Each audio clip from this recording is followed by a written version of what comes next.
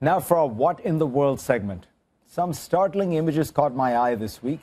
A shopping free-for-all at a major electronics chain, the equivalent of America's Best Buy.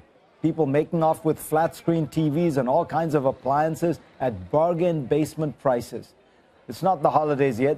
This is what happened when the government of Venezuela decided to play Robin Hood. The army took over the privately owned chain and slashed prices. The incident got me thinking. We often talk about best practices for economies.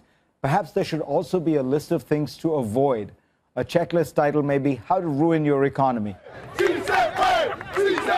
This isn't just a theoretical list. Venezuela is ticking each of the boxes in practice. So let's go to rule number 1. Nationalize business. That's effectively what we saw Venezuela do this week with DACA, the electronics chain. President Nicolas Maduro claims that TVs were so expensive because the United States is trying to bring down the Venezuelan economy. It's not clear how his solution to take over the company will actually fix anything. That brings me to rule number 2, create hyperinflation.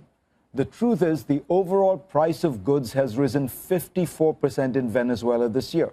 So if your household groceries cost $100 a week in January, they now cost $154. The ripple effect is clear. Prices go up, so eventually salaries have to go up. And in the long run, anything you produce costs more. Savings lose value. The middle class loses its standard of living, and the entire economy suffers. Rule number 3, induce a currency crisis. What does rampant inflation do? It devalues your currency. The official exchange rate is 6.3 bolivars for every greenback. In reality, the black market rate is 7 to 10 times that amount. For a country that imports 70% of its basic goods, this is a huge problem. You may remember recently that Venezuela ran out of toilet paper. Why? Well, it is now running out of a different kind of paper, the money to pay for it. Which brings me to rule number 4. Subsidize, subsidize, subsidize. If Caracas is running out of money, the government doesn't seem to care. It's been lavishing subsidies for housing, food, healthcare. There have been 2 recent elections, and at each one came a fresh set of promises.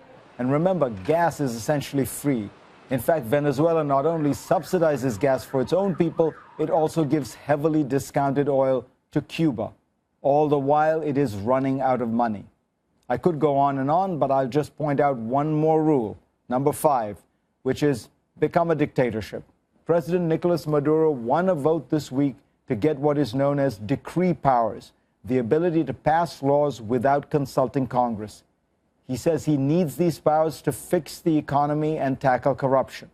After all, Venezuela is ranked 181st of 189 countries for ease of doing business. It ranks 165th for transparency. Se asoma al balcón del pueblo del palacio. It took years for Hugo Chavez to take Venezuela down to this point. Maduro seems to believe that by doubling down on those very policies, he's somehow going to get a different outcome. So on points 1 through 5, Venezuela is on a fast track to ruin.